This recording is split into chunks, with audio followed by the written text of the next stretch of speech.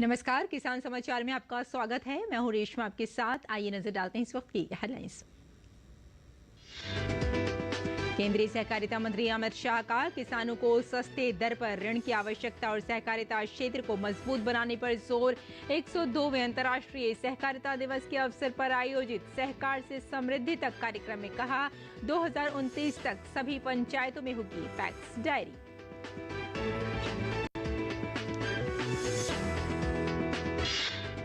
केंद्रीय कृषि मंत्री शिवराज सिंह चौहान की चेन्नई में अधिकारियों और शोधकर्ताओं के साथ समीक्षा बैठक।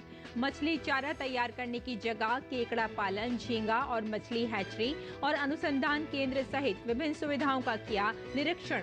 भावी पीढ़ियों के लिए समुद्री जीवन की सुरक्षा के महत्व पर दिया जोर।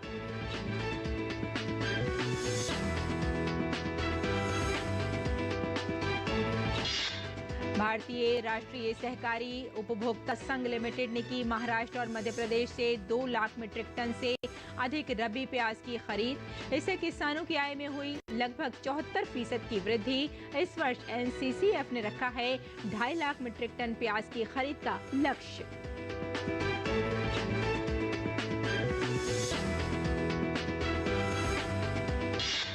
और गुजरात और उत्तराखंड में भारी बारिश को लेकर अलर्ट जारी। वहीं राजस्थान में कई जगहों पर हुई बारिश, सड़कों पर भरा पानी। असम में बाढ़ की स्थिति गंभीर।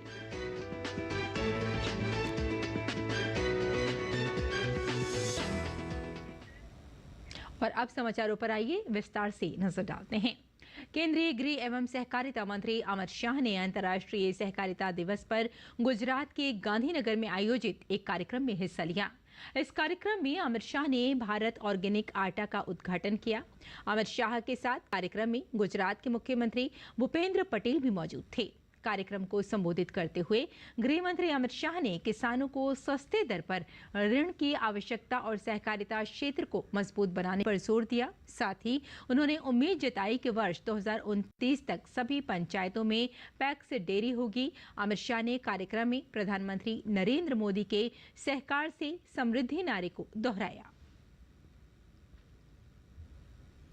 125 साल पुराना सहकारिता आंदोलन आज देश के कई क्षेत्रों में महत्वपूर्ण योगदान रहा है। कृषि ऋण के वितरण में 20%, फर्टिलाइजर के वितरण में 35%, उत्पादन में 21%, चीनी में 31% उत्पादन, गेहूं की खरीदी में 13% और धान की खरीदी में 20%। एक महत्वपूर्ण योगदान ग्रामीण अर्थव्यवस्था और एग्रीकल्चर अर्थव्यवस्था में कोऑपरेटिव सेक्टर दे रहा है। नाफेड, इफको, अमूल, क्रिप्को, कई सारी हमारी सहकारी संस्थाएं विश्व भर में प्रसिद्ध हुई। केंद्रीय गृह एवं सहकारिता मंत्री अमित शाह ने कहा कि 65,000 में से 48,000 पैक्स को नए आयाम मिले हैं। उन्होंने इस मौके पर जैविक उत्पाद की भी बात कही। ऑर्गेनिक फूड का उत्पादन करने वाले किसानों को उचित मूल्य मिल जाए, मुनाफा मिल जाए, इसके लिए आज एनसीओएल के द्वारा भारत ऑर्गेनिक आटा का लोकार्पण हुआ है। मैं अपील करना चाहता हूं, अब 2 ब्रांड हमारे पास है। एक भारत ऑर्गेनिक जो एनसीओएल का है और दूसरा अमूल। ये दोनों विश्वसनीय ब्रांड है। मैं देश भर के लोगों को अपील करना चाहता हूं, आप विश्वास कर ये दोनों ब्रांड खरीदें। ये 100% ऑर्गेनिक है। इसका निर्णय और इसकी पूरी व्यवस्था भारत सरकार ने सुपेरे की है। और केंद्रीय कृषि मंत्री शिवराज सिंह चौहान ने चेन्नई में मुक्तोकड़ के केंद्रीय खारा जल कृषि संस्थान CIBA में अधिकारियों और शोधकर्ताओं के साथ एक समीक्षा बैठक की। इस दौरान उन्होंने मछली चारा तैयार करने की जगह केकड़ा पालन, झींगा और मछली हैचरी और अनुसंधान केंद्र सहित विभिन्न सुविधाओं का निरीक्षण किया। उन्होंने शोधकर्ताओं को अपने संबोधन में भावी पीढ़ियों के लिए समुद्री जीवन की सुरक्षा के महत्व पर जोर दिया। सरकार की प्रतिबद्धता पर प्रकाश डालते हुए शिवराज सिंह ने कहा कि गरीबों का कल्याण हमारी पहली प्राथमिकता है। आने वाली पीढ़ियां हमारी भी और जीव जंतुओं की भी सुरक्षित रहे, कि पर्यावरण पर विपरीत प्रभाव न पड़े उसकी कोशिश करते हुए हम आगे बढ़ें। और सबसे बड़ी बात यह है कि हमारे लाखों लाख भाई और बहनों को रोजगार के नए अवसर मिलते रहें, ताकि उनकी जिंदगी की गाड़ी, उनकी आजीविका चलती रहे। मूल्य स्थिरीकरण कोष योजना के तहत एनसीसीएफ यानी भारतीय राष्ट्रीय सहकारी उपभोक्ता संघ लिमिटेड ने इस वर्ष महाराष्ट्र और मध्य प्रदेश से 2 लाख मीट्रिक टन से अधिक रबी प्याज की खरीद की है, जिसमें से अधिकांश खरीद नासिक और आसपास के क्षेत्रों से की गई है। बीते वर्ष एनसीसीएफ के लिए खरीद का लक्ष्य पहले चरण में 1.5 लाख मीट्रिक टन था और खरीद की औसत दर करीब 17 रुपये प्रति किलोग्राम थी। इस वर्ष खरीद का लक्ष्य 2.5 लाख मीट्रिक टन है और एनसीसीएफ ने पहले 2 लाख मीट्रिक टन से अधिक की खरीद कर ली है। इस बार औसत खरीद दर लगभग 29.5 रुपये प्रति किलोग्राम है, जिससे किसानों की आय में लगभग 74% की भारी वृद्धि हुई है। साथ ही सरकार ने पहली बार प्रत्यक्ष लाभ हस्तांतरण यानी डीबीटी भी शुरू किया है। इसके जरिए खरीद और गुणवत्ता की जांच के बाद लाभ सीधा किसानों के खाते में ट्रांसफर किया जाता है। पशुपालक किसानों को पशुओं के अच्छे स्वास्थ्य के लिए सरकार द्वारा निःशुल्क टीकाकरण के साथ ही सहकारी पशु चिकित्सालयों से निःशुल्क दवाइयां भी उपलब्ध कराई जाती हैं, ताकि पशु स्वस्थ रहें और पशुपालकों को किसी भी प्रकार की हानि न हो। इस कड़ी में राजस्थान के पशुपालन मंत्री जोराराम कुमावत ने विधानसभा में कहा कि राज्य में संचालित पशु चिकित्सालयों व उप केंद्रों में पशुपालकों को आवश्यक दवाइयां निःशुल्क उपलब्ध कराई जा रही हैं। शेष दवाइयों को लेकर टेंडर प्रक्रिया भी है। राज्य सरकार द्वारा दवाइयों की खरीद के लिए 60 करोड़ रुपए का बजट प्रावधान किया गया है। इससे पहले विधायक रुपिंदर सिंह कुन्नर के मूल प्रश्न के लिखित जवाब में पशुपालन मंत्री ने बताया कि पशु चिकित्सा संस्थाओं द्वारा पशुपालकों के रोगी पशुओं के उपचार हेतु पशु चिकित्सा संस्थाओं की मांग एवं वित्तीय संसाधनों की उपलब्धता अनुसार निःशुल्क औषधियां उपलब्ध कराई जाती हैं। पशुपालन मंत्री ने प्रश्नकाल के दौरान सदस्यों द्वारा इस संबंध में पूछे गए पूरक प्रश्नों का जवाब देते हुए बताया कि कुल 137 दवाइयां निःशुल्क दवाइयों की सूची में शामिल हैं। मॉनसून की दस्तक के बाद अब देश के कई राज्यों में झमाझम बारिश हो रही है। वहीं कुछ राज्य ऐसे भी हैं जहां भारी बारिश के साथ बाढ़ से हालात गंभीर हैं। हालांकि कुछ राज्यों के लिए ये मानसूनी बारिश कहर साबित हो रही है, जिसमें खासकर पहाड़ी इलाके शामिल हैं, जहां पर बारिश की वजह से कई जगहों पर भूस्खलन की वजह से समस्या खड़ी हो गई है। गुजरात की बात की जाए तो मौसम विभाग ने बारिश को लेकर अलर्ट जारी किया है। उत्तर और दक्षिण गुजरात में बारिश का ऑरेंज अलर्ट जारी किया गया है, जबकि मध्य गुजरात और सौराष्ट्र में बारिश को लेकर येलो अलर्ट है। साइक्लोनिक सर्कुलेशन के कारण दक्षिण गुजरात में भारी वर्षा होने की संभावना है। साथ ही मछुआरों को समुद्र से दूरी बनाए रखने का निर्देश दिया गया है। उत्तराखंड की बात करें तो आज भी भारी से लेकर बहुत भारी बारिश होने का अलर्ट है। मौसम विज्ञान केंद्र ने चमोली, पौड़ी, पिथौरागढ़, चंपावत, नैनीताल सहित कुछ इलाकों में भी बहुत भारी बारिश का रेड अलर्ट जारी किया है। देहरादून, रुद्रप्रयाग, उत्तरकाशी, हरिद्वार और टिहरी में भारी बारिश का ऑरेंज अलर्ट है। मौसम विभाग ने अगले 2-3 दिन के लिए यूपी में कुछ जिलों में भारी बारिश, आंधी के साथ वज्रपात को लेकर अलर्ट जारी किया है। अगले 4-5 दिनों के लिए पश्चिम और पूर्वोत्तर भारत में बहुत तेज बारिश का रेड अलर्ट है। साथ ही अरुणाचल प्रदेश, नागालैंड, मणिपुर सहित पूर्वोत्तर भारत के राज्यों, उप हिमालयी, पश्चिम बंगाल और सिक्किम में भी भारी बारिश का अनुमान है।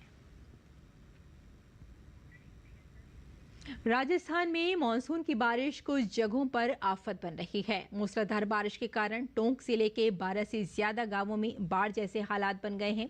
लगातार हो रही बारिश के कारण कई शहर जलमग्न हैं। इससे सड़क मार्ग भी पूरी तरह बाधित हो रहा है। ऐसे में टोंक कलेक्टर ने स्कूली बच्चों के लिए छुट्टी घोषित की है।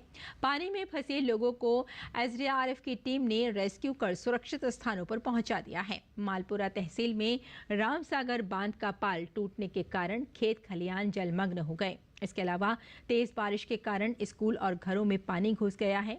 वहीं बीकानेर में भारी बारिश के चलते फैक्ट्री की दीवार ढहने से 3 मजदूरों की मौत हो गई।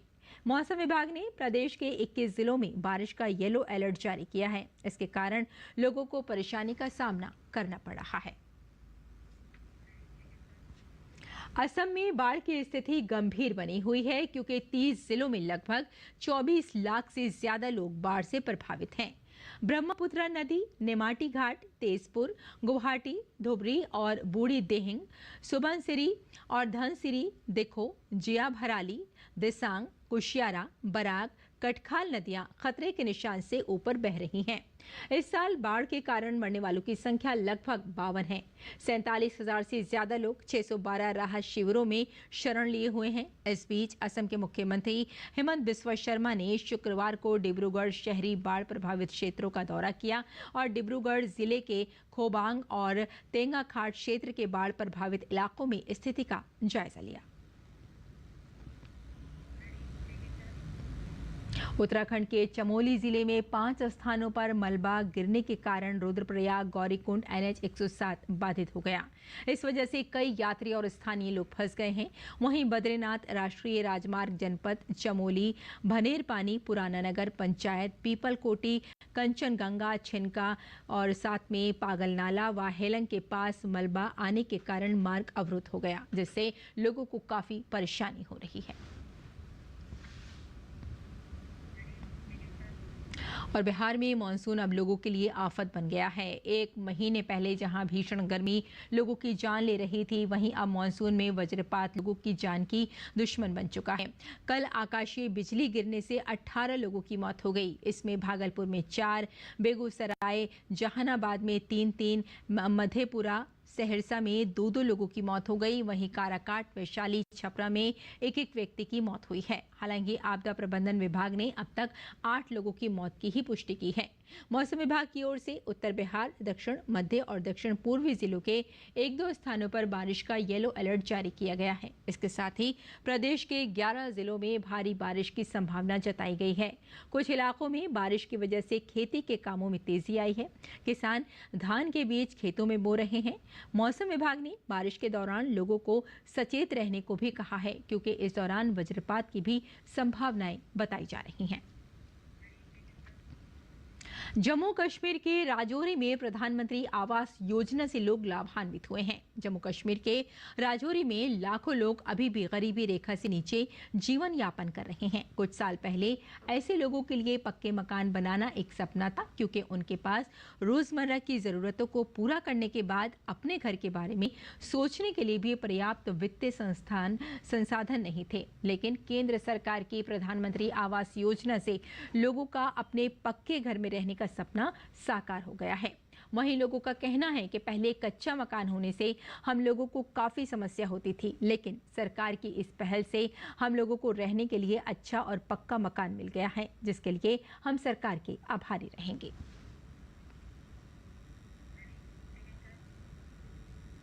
और आइए अब जान लेते हैं मंडी भाव के बारे में।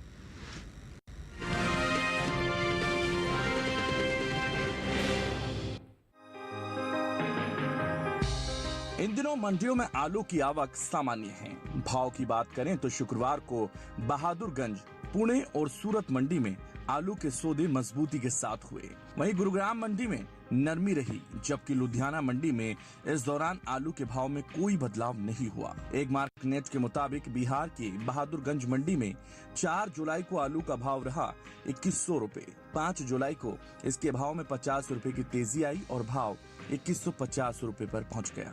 इसी तरह गुजरात की सूरत मंडी में आलू के सौदों में मजबूती के साथ कारोबार हुआ। यहाँ 4 जुलाई को आलू का भाव था 2175 रुपए। 5 जुलाई को इसके सौदे 25 रुपए चढ़कर 2200 रुपए पर पहुंच गए। जबकि हरियाणा की गुरुग्राम मंडी में 4 जुलाई को आलू का भाव था 1250 रुपए। 5 जुलाई को इसके सौदे 50 रुपए लुढ़क कर 1200 रुपए पर पहुंच गए। वहीं महाराष्ट्र के पुणे मंडी में बीते गुरुवार को आलू का भाव रहा 2800 रुपए। 5 जुलाई को इसके भाव में 100 रुपए की मजबूती आई और भाव जा पहुंचा 2900 रुपए प्रति क्विंटल। हालांकि पंजाब के लुधियाना मंडी में बीते 2 दिनों के दौरान आलू के भाव स्थिर रहे। यहाँ 4 और 5 जुलाई को आलू 900 रुपए पर बिका है। घरेलू स्तर पर साल 2022-23 के दौरान आलू की पैदावार में बढ़त देखने को मिली है। कृषि मंत्रालय के बागवानी फसलों के लिए जारी पहले अग्रिम अनुमान के मुताबिक साल 2022-23 के दौरान देश में आलू की कुल उपज 59.74 मिलियन टन हुई है, जबकि बीते साल की समान अवधि के दौरान आलू की पैदावार 56.18 मिलियन टन रही थी।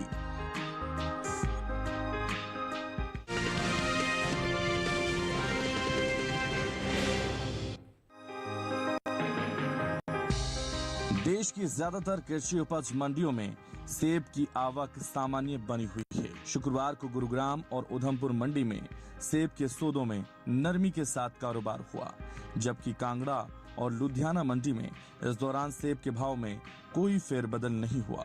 एक मार्कनेट के मुताबिक हरियाणा की गुरुग्राम मंडी में 4 जुलाई को सेब का भाव रहा 12,500 रुपए। 5 जुलाई को इसके भाव में 3,500 रुपए की भारी गिरावट आई और भाव 9,000 रुपए पर पहुंच गया। हालांकि हिमाचल प्रदेश की कांगड़ा मंडी में बीते 2 दिनों के दौरान सेब के भाव स्थिर रहे।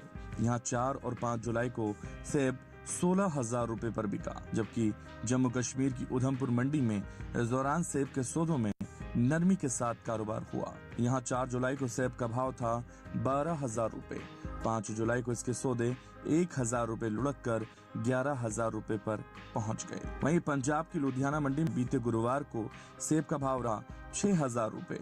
शुक्रवार को इसके सौदों में कोई फेरबदल नहीं हुआ और भाव 6,000 रुपए पर बना रहा। उत्तर प्रदेश की मंडियों में सेब के भाव की बात करें तो यहां शुक्रवार को बदायूं मंडी में सेब का भाव रहा 8,780 रुपए।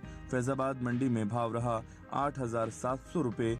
अलीगढ़ मंडी में सेब 8,850 रुपए पर बिका, जबकि राज्य की ही कानपुर मंडी में इस दौरान सेब के सौदे 8,850 रुपए पर हुए। घरेलू स्तर पर साल 2021-22 में सेब की पैदावार में बढ़ोतरी हुई है। कृषि एवं किसान कल्याण मंत्रालय की ओर से बागबानी फसलों के लिए जारी अंतिम अनुमान के मुताबिक साल 2021-22 में सेब की पैदावार 25,89,000 टन हुई है, जबकि बीते साल इस दौरान सेब की उपज 22,76,000 टन हुई थी।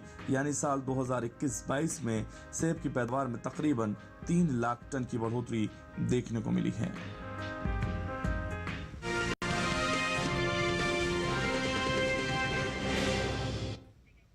और किसान इस मौसम में कैसे रखें अपनी खेती का ख्याल, आइए जान लेते हैं।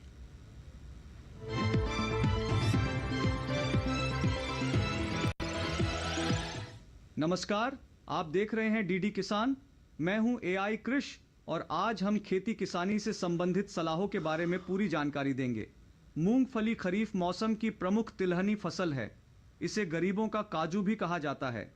वैसे तो इसकी बुवाई का सही समय जून का दूसरा पखवाड़ा है, लेकिन जहां सिंचाई बारिश पर निर्भर हो वहां जुलाई के पहले पखवाड़े तक भी बुवाई कर सकते हैं। अक्सर ये देखने में आया कि हमारे किसान मूंगफली का कम बीज इस्तेमाल करते हैं। इससे खेत में पौधों की संख्या कम रह जाती है, जिसका असर उपज पर भी पड़ता है। इसलिए उचित मात्रा में बीज का उपयोग करें। सूरजमुखी भी खरीफ की तिलहनी फसल है। इसकी बुवाई पिछले महीने हो चुकी है। किसान अब मिट्टी चढ़ाने का काम कर सकते हैं। तिल की बुवाई का अंतिम समय चल रहा है। जो किसान अभी तक बुवाई नहीं कर पाए हैं वो इसी हफ्ते बुवाई खत्म कर लें। इस समय कद्दू वर्गीय सब्जियां भी खेतों में लगा सकते हैं। इनकी बुवाई नाली बनाकर करें। नाली की चौड़ाई 45 सेंटीमीटर और गहराई 30 से 40 सेंटीमीटर होनी चाहिए। बुवाई से पहले नालियों में पानी भर दें। जब नमी बुवाई के लायक रह जाए तो बीज लगा दें। जो किसान जून में ही कद्दू वर्गीय फसलें बो चुके हैं वो अब मचान का सहारा लगाएं। बैंगन गर्म और बारिश के मौसम की फसल है। अच्छी उपज के लिए बलुई दोमट मिट्टी में इसकी खेती कर सकते हैं। रोपाई के लिए कतार से कतार की दूरी 75 सेंटीमीटर और पौधे से पौधे का फासला 60 सेंटीमीटर रखें। दूसरी ओर जिन किसानों की मिर्च की पौध तैयार हो चुकी वो मुख्य खेत में इसकी रोपाई कर सकते हैं। इसी तरह कृषि और किसानों से जुड़ी हर महत्वपूर्ण जानकारी के लिए हमारे साथ जुड़े रहिए और देखते रहिए डीडी किसान। धन्यवाद।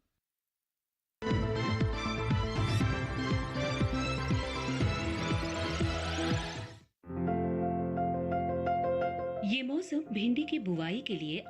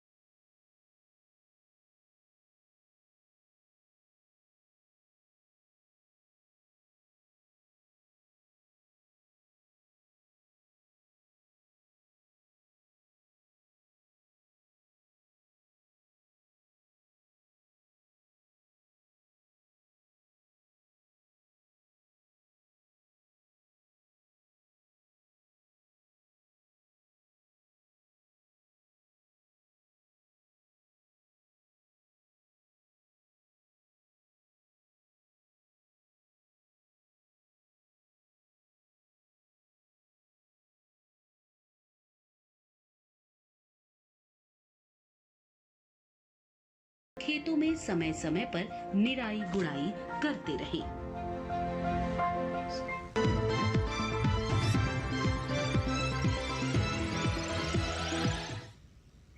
और खेती किसानी के साथ साथ आइए नजर डाल लेते हैं कुछ और महत्वपूर्ण खबरों पर। खास खबर पे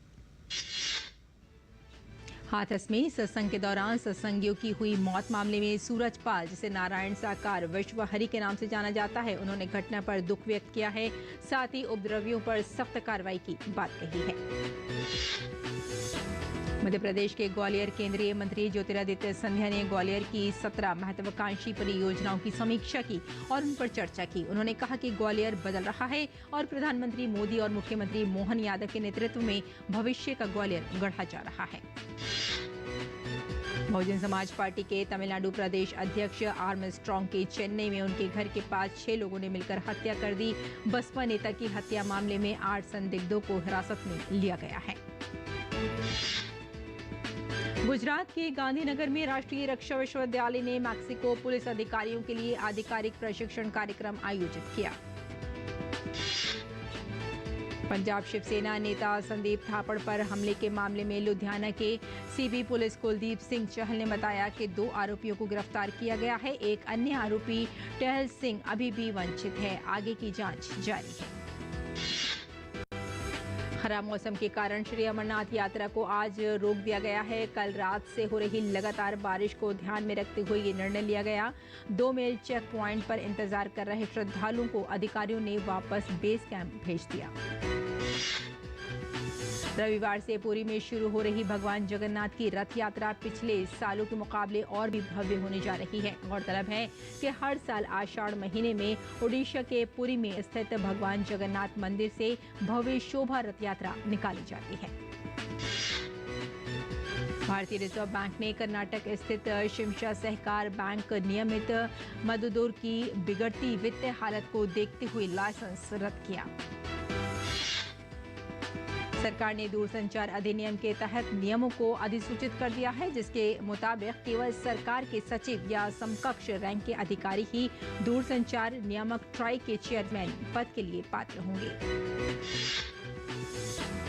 प्रधानमंत्री नरेंद्र मोदी ने श्यामा प्रसाद मुखर्जी की जयंती पर उन्हें नमन किया है। पीएम ने सोशल मीडिया प्लेटफॉर्म एक्स पर कहा कि मातृभूमि के लिए उनका समर्पण और त्याग देशवासियों को सदैव प्रेरित करता रहेगा।